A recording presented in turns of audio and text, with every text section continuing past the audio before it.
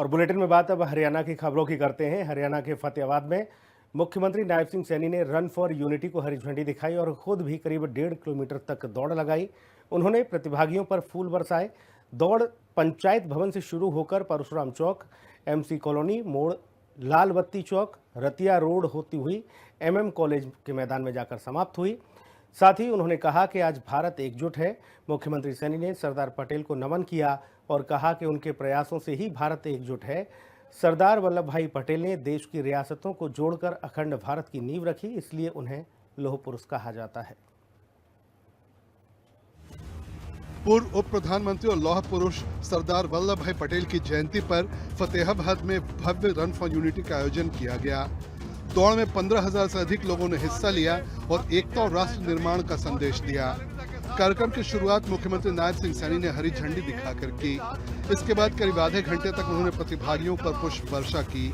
उत्साह से सराबोर माहौल में मुख्यमंत्री ने स्वयं भी रन फॉर यूनिटी में भाग लिया और करीब 1.5 किलोमीटर तक दौड़ते हुए एमएम कॉलेज तक पहुंचे। सीएम सैनी ने सरदार वल्लभ भाई पटेल को नमन किया और कहा कि उनकी मेहनत के कारण आज भारत एकजुट है। सरदार वल्लभ भाई पटेल ने देश की रियासतों को जोड़कर अखंड भारत की नींव रखी। उन्होंने कहा कि फतेहाबाद के लोगों का जोश और उत्साह ये दर्शाता है कि एक भारत श्रेष्ठ भारत का पटेल का सपना आज हर दिल में धड़क रहा है। आज जब मैं फतेहाबाद में आया हूं तो फतेहाबाद के लोगों का जोश, उत्साह ये आज भरा हुआ है। हजारों युवा, युवतियां, महिलाएं, बुजुर्ग और बच्चे एकता की दौड़ में के भाव से दृढ़ करने के लिए आज यहाँ एकत्र हुए हैं। आप सबकी उपस्थिति इस बात का प्रमाण है कि सरदार पटेल का एक भारत का जो सपना उन्होंने देखा था वह भी हर भारतीय के दिल में आज भी धड़क रहा है। ये आज हम देख रहे हैं। सीएम सैनी ने कहा कि प्रधानमंत्री नरेंद्र मोदी भी आज सरदार पटेल के दिखाए मार्ग पर चल रहे हैं और देश के विकास और एकता को नई ऊंचाइयों तक ले जा रहे हैं। आज की यह रन फॉर यूनिटी केवल एक शारीरिक ये गतिविधि नहीं है, इसका एक गहन दार्शनिक और राष्ट्रीय महत्व भी है।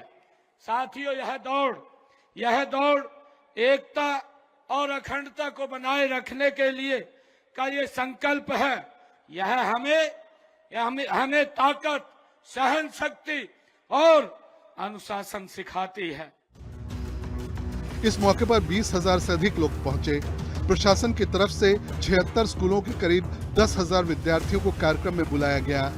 राज्य के कई जिलों में रन फॉर यूनिटी कार्यक्रम का आयोजन हुआ।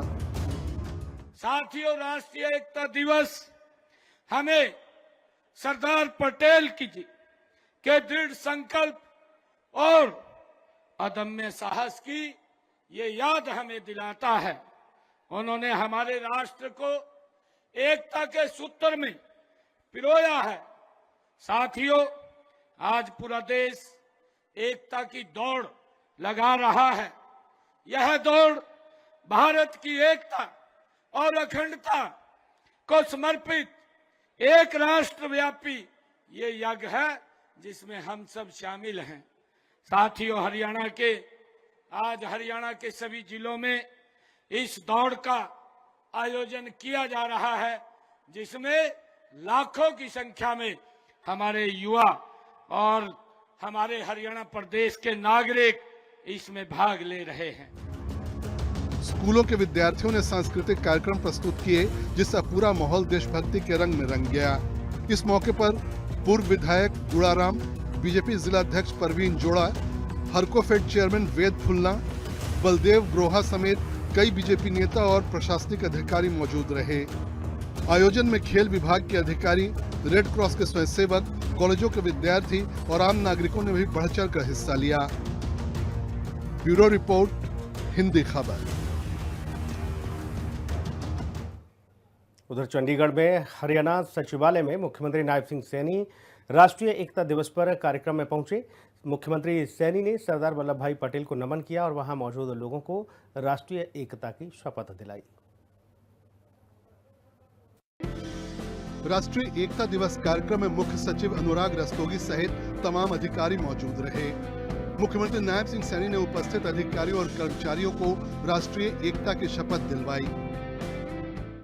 मैं सत्यनिष्ठा से शपथ लेता हूं कि मैं राष्ट्र की एकता, अखंडता और सुरक्षा को बनाए रखने के लिए स्वयं को समर्पित करूंगा और अपने देशवासियों के बीच यह संदेश फैलाने का भी भरसक प्रयत्न करूंगा।